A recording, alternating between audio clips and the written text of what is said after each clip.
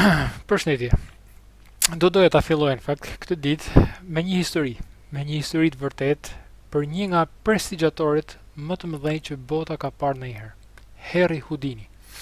Ai vdiq në vitin 1926 edhe bota e njeh në fakt me nofkën ngjala. Edhe arsyeja pse e kishte këtë nofkë fakt ishte sepse pavarësisht në çfarë do lloj situate do ishte, ai do gjente mënyrën për të rrëshqitur si ngjal. Në fakt thuhet që ata e merrnin, e vendosnin, e lidhnin me atë këmishën e forcës, e hidhnin në kazana me ujë, edhe ai do gjente mënyrën e do dilte. E fusnin në arkivol, i vendosin gorgën sipër dhe prapa ai do gjente mënyrën e do dilte. E fusnin për burgjet e sigurisë më të lartë, e mbyllnin me roje 24 orë, edhe prapa ai do gjente mënyrën e do dilte. Vitet e fundit të jetës së tij fillon të merret me disa nga këto aktivitetet paranormal. Edhe në minutat e fundit të jetës së tij thot gruas së tij shikoj nëse ka një mënyrë për t'ia hedhur vdekjes, do e gjej mënyrën e do të bëj kontakt me ty. Por të lutem më prit deri në 10 vjetorin e vdekjes. Vitet ai Harry Houdini vdes, edhe shoqja e tij çdo vit shkreta në fakt përpara portretit të tij ndiste një qiri me shpresën që ndoshta këtë vit Harry do bënte kontakt me të, siç kishte premtuar. 10 vjetorin e vdekjes së tij, nuse ti ndez edhe një herë qiriun përpara portretit të tij, me shpresën që ndoshta kjo do ishte koha kur Harry do gjente mënyrën për t'ia hedhur vdekjes. Por e fik e shuan atë qiri, tashmë pa shpresë, e sigurt që vdekja e kishte mbërthyer Harry Houdinin njësoj si gjithë të tjerët. Por arsyeja pse festojmë Pashkën sot në fakt është për shkak se një person tjetër 2000 vite përpara arriti ta mposhte vdekjen edhe u ringjall nga vdekja. Ky person në fakt ne e njohim si Jezusi i Nazaretit.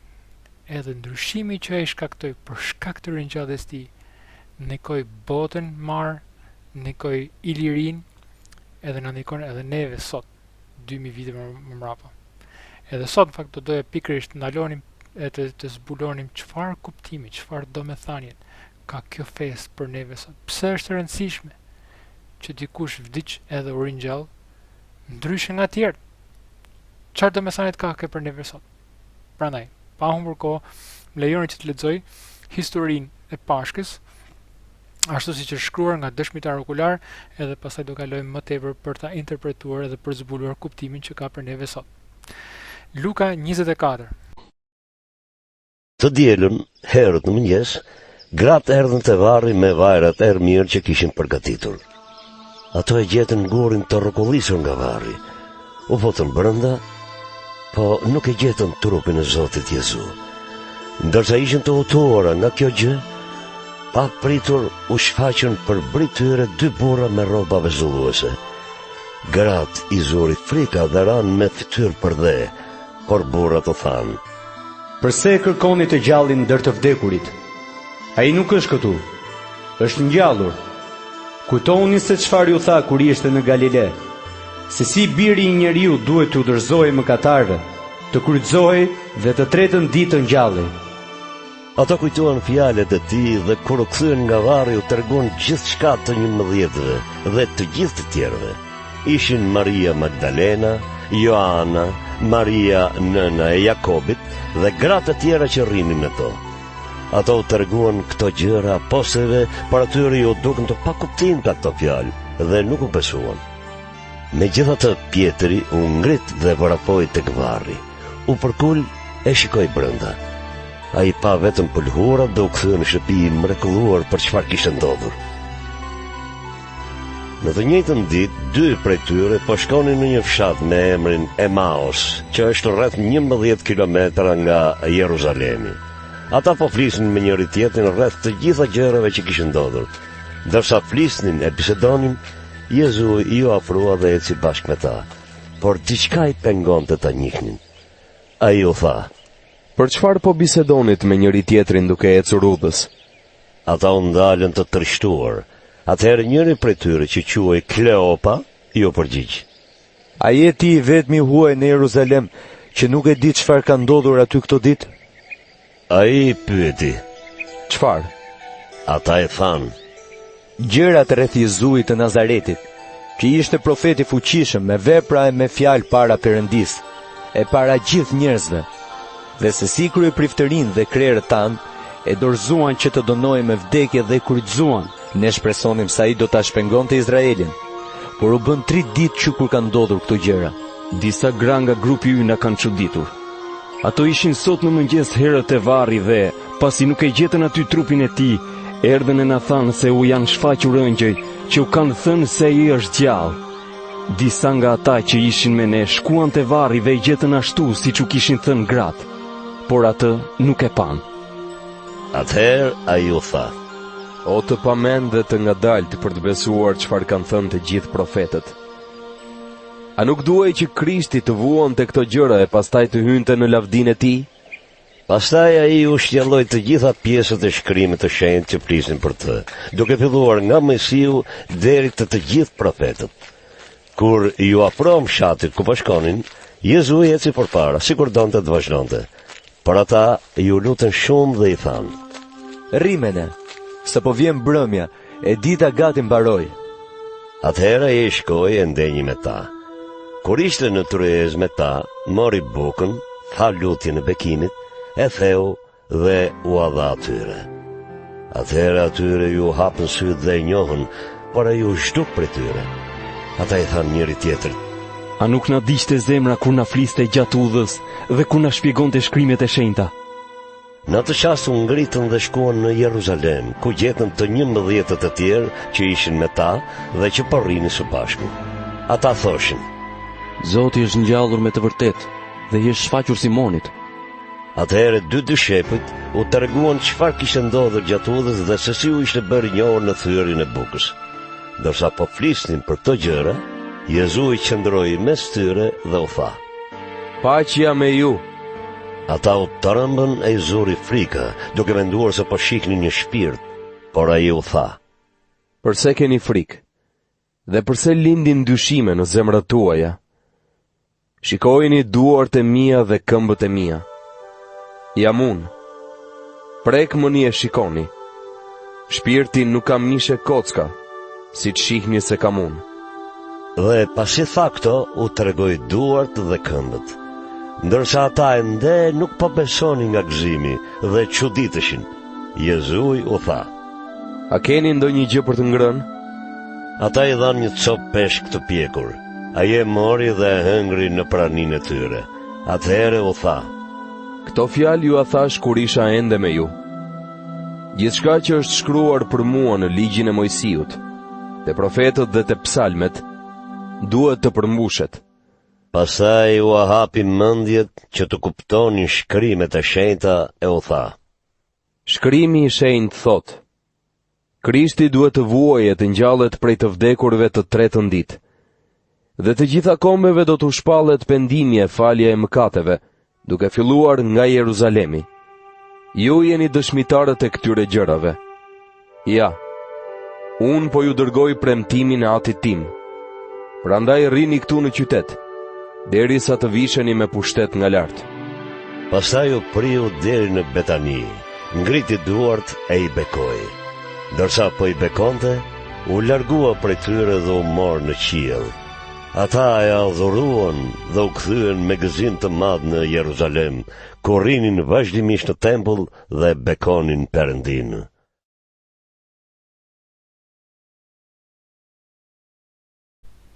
Sot, në fakt, ka shumë njerëz që do urojnë njëri tjetrin, në fakt, gëzuar Pashkë për shumë vjet. Qoftë ky vit më i mirë se jemi në karantinë të izoluar nga njëri tjetri, shpresojmë që Zoti ta bëjë mirë. Por kjo festë, në fakt, ndryshe nga festat e tjera, në fakt, nuk është njësoj. E dim, po flasim për një ndër ngjarjet më të jashtëzakonshme që njerëzimi ka parë. Në fakt, kjo pasazh që sapo lexuam tani tregon në fakt që dishepujt apo dëshmitarët e asaj kohe, në fakt, ato që e pan ngjarjen duke u bërë përpara tyre, e pan Jezusin rinjallë, në fakt, ishin të mrekulluar, ishin të habitur, ishin të tensionuar, ishin të frikësuar, po a thu ka ndodhur me të vërtet? A thu e gjitha kjo është e vërtet? Edhe prandaj në fakt neve sot kur i përqasemi Pashkës, nuk mund i përqasemi njësoj si kur i përqasemi çdo lloj feste tjetër, sepse ka ngarkesë tjetër, ka peshë tjetër. Po flasim për një ngjarje në fakt që do të nikojnë ty, mu, edhe gjithë njerëzit e tjerë sot. Edhe sot në fakt pikërisht ajo që do doja që të bënim tani në fakt është pikërisht të analizojmë çfarë kuptimi, çfarë domethënie ka kjo për neve sot. Luka që e ka shkruar këtë pasazhin, që në fillim të tij në fakt do që të sigurohet që neve nuk do ta shikojmë ringjalljen e Jezusit thjesht si një simbol. Edhe në biles ai ilustron faktin që kur Jezusi u shfaq, i tha dëshmitarëve, atyre njerëzve, dishepujve të tij, tha, "Prekni", tha. "Nuk jam frym. Edhe kam mish, kam eshtra." Edhe i tha, "Më jepni diçka të habiles, që ta provoj në fakt që nuk jam thjesht një fantazm." I thotë, "Shikoni duart dhe këmbët e mia", thotë ai. "Një frym nuk ka mish edhe kocka siç kam unë. Nuk më besoni? Më jepni diçka të ha." Dhe dikush i dha peshk të pjekur dhe një huall mjalti, dhe ai hëngri bashkë me ta. Ringjallja e tij në fakt nuk është simbol, nuk është simbolike, siç thanim ne në kohën e Enverit, kur Enveri vdiq, në fakt njerëzit thonë, "Edhe pse ai vdiq, vepra e tij jeton në mendjet tona, në zemrat tona." Po kur flasim për vdekjen e Jezusit në fakt, edhe ringjalljen e tij nuk ishte fare simbolike. E gjitha kjo ndolli, edhe kishte dëshmitar okular që e provuan gjithë këtë ngjarje. Në fakt, Luka, siç e tham pak më parë këtu, që në 2 vargjet e para në fakt na tregon që kishte të para që shkuan për ta parë varrin bosh, ishin disa gra, thotë ai. Tani shumë interesante për kjo pjesa e grave, sepse në shekullin e parë gratë kishin statusin social më të ulët nga gjithë tjerët aty. Edhe nëse do kishte një për shembull një gjyq hebrej apo romak, gratë as që merreshin fare si dëshmitarë për shkak të këtij statusit ulët që kishin në atë kohë. Por Luka thotë në fakt që të parat ishin gra. Tani, nëse kjo histori do ishte e fabrikuar, patjetër që nuk do vendosnin gratë si dëshmitare të para të ringjalljes së Jezusit. Dhe normalisht do e kishin heqë këtë pjesë. Por fakti pse Luka i ka vendos gratë dhe i ka lënë aty si pjesë e historisë, si të para që shkuan dhe pan varrin bosh, është sepse ishte e vërtetë. Ndodhi ashtu. Edhe prandaj Luka do që të provojnë edhe një herë kjo gjë, edhe pse duket e pavërtetë, edhe pse ishin gratë që shkuan para, prap si prap kështu ka ndodhur, edhe nuk kam se ç'ai bëj. Tjetër në fakt, përmenden gjatë gjithë kësaj historisë, ka shumë emra njerëzish që përmendet Kleopa aty, si edhe emrat e disa grave si Marijes, nënës së Jakobit, Joanes. Pse duhet të dim neve gjithë këto emra? Në fakt, sa herë që shkruaj një histori e lashtë në atë kohë, njerëzit përmendin, vendosin aty emrat specifik njerëzish, që nëse dikush do dyshonte a është kjo histori e vërtetë apo jo, shko dhe pyet Kleopin, shko dhe pyet Joanin, Marien, ka dëshmitar okular atje, nuk është pa dëshmitar. Biles Marku, një ndër njerëzit e tjerë që ka shkruar në fakt historinë e Jezusit, ai thot përmend aty edhe emrin e personit që e ndihmoi Jezusin për të marrë kryqin, ndërkohë që po shkonte drejt kryqëzimit. Thot ishte një farë Simoni nga Kirenea, babai i Rufit dhe Aleksandrit. Tani, kush është Rufi dhe Aleksandri? Pse është e rëndësishme Rufi dhe Aleksandri ta dim në këtë histori? Por arsyeja pse në vendos këtu në fakt është që nëse dikush do dyshonte në lidhje me këtë histori, ja ku e ke emrin Simoni, shko dhe pyet Simonin që është nga Kirenea. Edhe nëse kur të shkosh në Tirane do të takosh njerëz që nëse të takosh më shumë se sa një Simon, atëherë kërko për këtë Simonin, babain e Rufit dhe të Aleksandrit. E sa Simona që kanë baba Rufin dhe Aleksandrin ka atje, nuk besoj që ka shumë. Mos për to. Shko për Simonin nga Kirenea. Gjitha këto në fakt emra këtu, edhe gjithë këto janë vendosur atje në fakt për të tregu edhe një herë që këto ngjarje, kjo ngjarje, ringjallje, vdekja e Jezusit në fakt, nuk ishin thjesht mite që njerëzit besuan verbërsi, por ishin gjitha histori të cilat u verifikuan në mënyrë të detajuar nga dëshmitar okular. Kishte njerëz në fakt që shkuan dhe pyetën Kleopën për zhvillimin e këtyre ngjarjeve. Thonë historianët e shekullit të parë. Por e gjitha kjo në fakt është vetëm për të ilustruar që njerëzit nuk kanë besu verbasi, siç disa sot thonë, fakt ju fetar besoni verbasi. Por kjo nuk është një histori fetare, është një fakt historik i provuar nga dëshmitar okular. Por vargu që më pëlqen në fakt më tepër është thotë edhe ata pasi vargu 52 dhe ata pasi e adhuruan. E adhuruan. Tani imagjinoni, po flasim për një ngjarje që ka ndodhur midis hebrejve. Hebrejt sot në fakt e kanë edhe për gjithë shekujve vetëm të përmendin emrin e Perëndis, në fakt nuk mund ta përmendin. E jo më të adhurojnë një person apo një profet, siç shumë njerëz besojnë që Jezusi ishte në fakt. Sa do i mirë që t'jetë në fakt, një hebrej nuk do i përkulej kur një njeriu. Por ato, e sidomos këto dëshmitarë të asaj kohe në fakt, pan tek Jezusi diçka tjetër në fakt. Nuk ishte thjesht një njeri, thot, por u përkulen edhe adhurun, sepse tek Jezusi pan diçka më tepër se sa një profet, më tepër se sa një njeri. Tani, për ta parë, e di që shumë njerëz në fakt nuk besojnë vetëm thjesht sepse ka prova për këtë punë, dhe ka edhe më shumë prova se sa kjo në fakt, por ka ca njerëz tjerë në fakt që nuk i pëlqen si historia. Bile s'kam shok të mi që thojnë ju të krishterët jeni njerëz mjaft mirë, po mu nuk më pëlqen të besoj të kjo. Edhe në fakt është njësoj si njëti lloj mendësie siç i përqasim i rrjeteve sociale, në fakt që themi kjo më pëlqen, kjo nuk më pëlqen. Sot në fakt nuk jemi akoma duke bërë pyetjen cila është e vërtet. A është e vërtet apo nuk është e vërtet, por më pëlqen, s'më pëlqen. Njësoj si me historinë e Skënderbeut, për shembull, thjesht për ta vendosur në krahasim me këtë. Ka shumë qarqe serbe që thonë që Skënderbeu nuk ishte shqiptar. Nuk e kanë qef në faktin që ata janë shqiptar, që Skënderbeu është shqiptar. Por pavarësisht ai pëlqen atyre apo nuk i pëlqen, e vërteta është që Skënderbeu ishte shqiptar.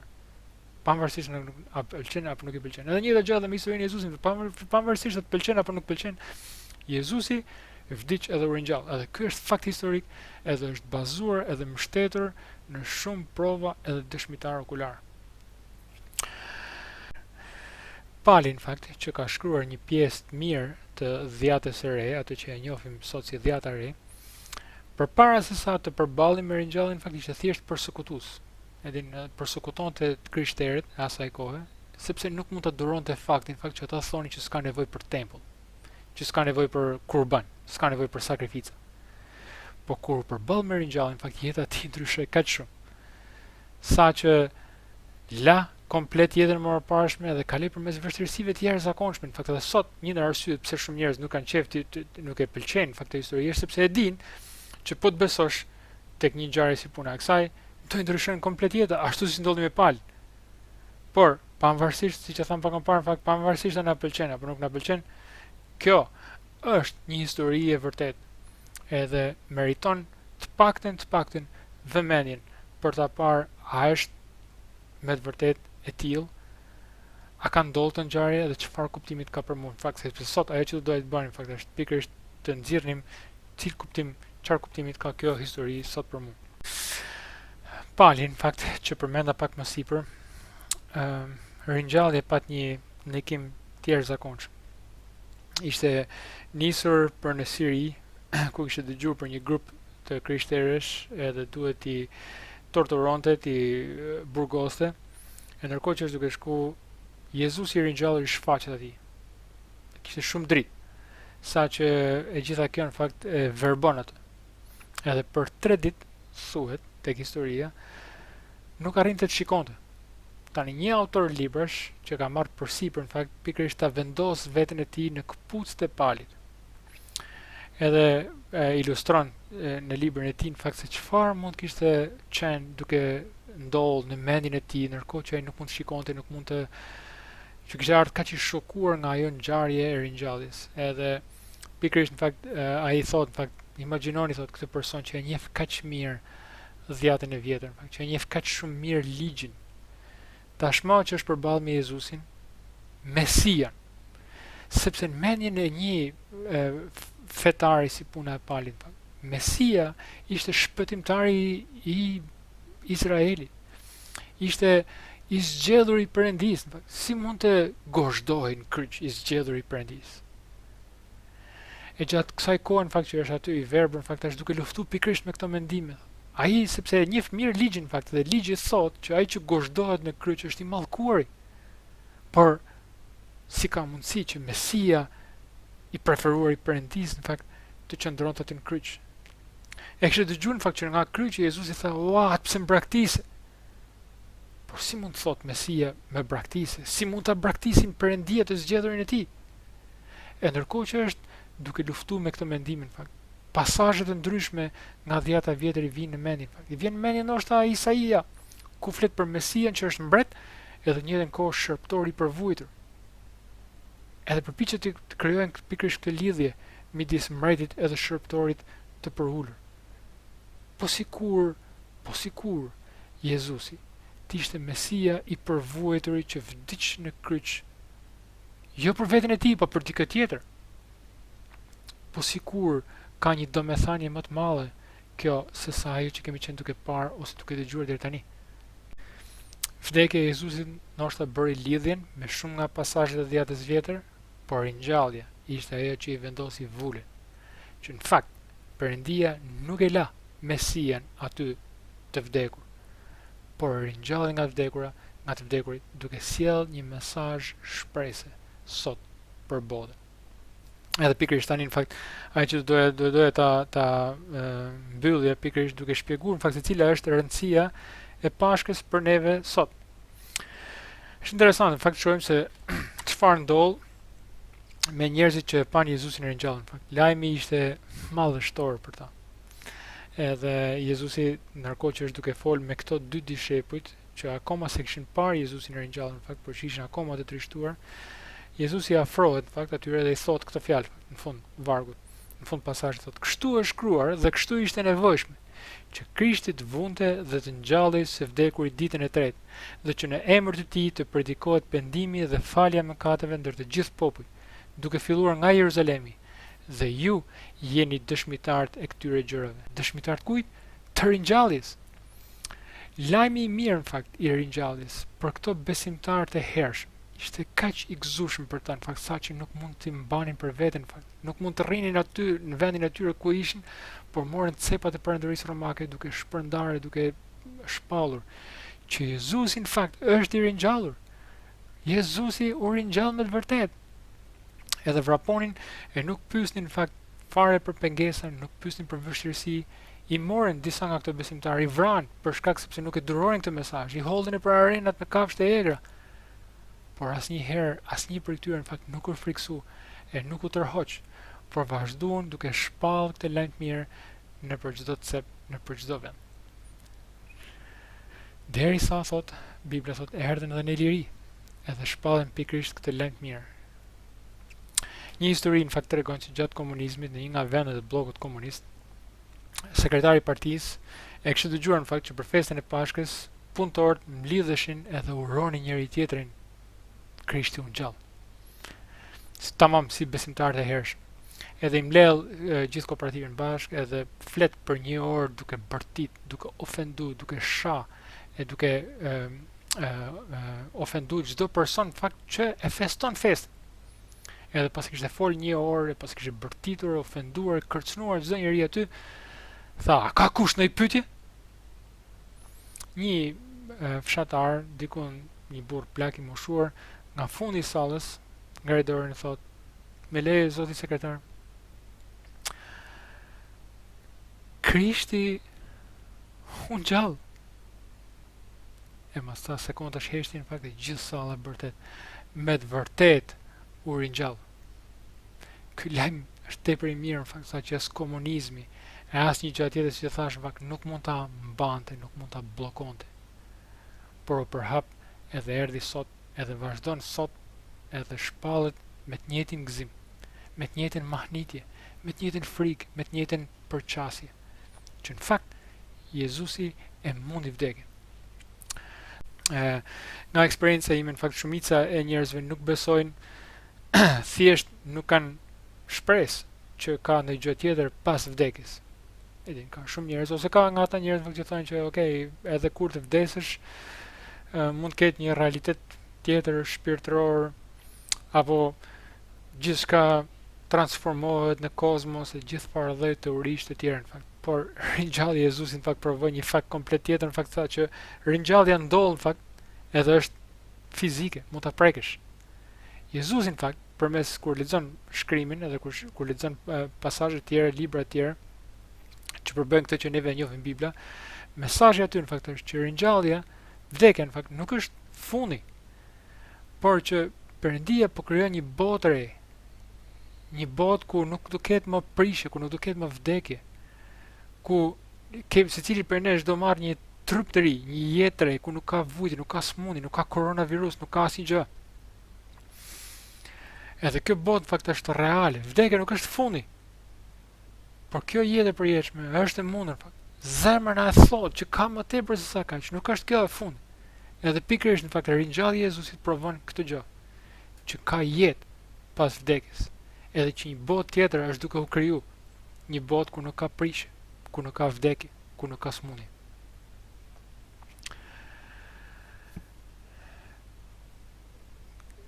Ky ishte në fakt mesazhi i Jezusit. Edhe ai thanë, arsye pse erdha.